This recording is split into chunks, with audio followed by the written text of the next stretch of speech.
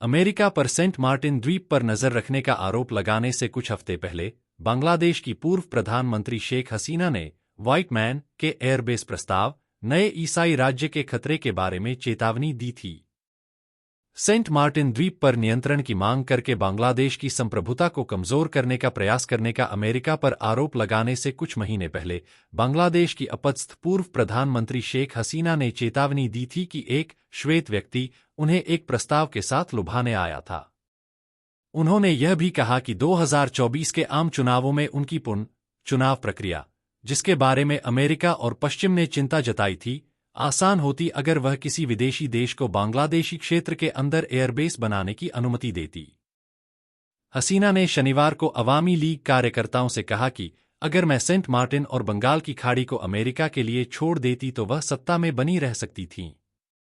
मई में हसीना ने चेतावनी दी थी कि उनसे एक श्वेत व्यक्ति ने संपर्क किया था, जिसने 2024 के आम चुनावों में फिर से सुचारू रूप से चुनाव कराने के बदले में एक एयरबेस बनाने की पेशकश की थी, जिसका विपक्षी दलों ने बहिष्कार किया था।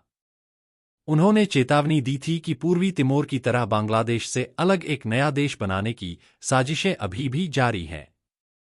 अवामी लीग सुप्रीमो ने यह भी कहा कि श्वेत व्यक्ति अपने प्रस्तावों से कई अन्य देशों को भी निशाना बना रहा है।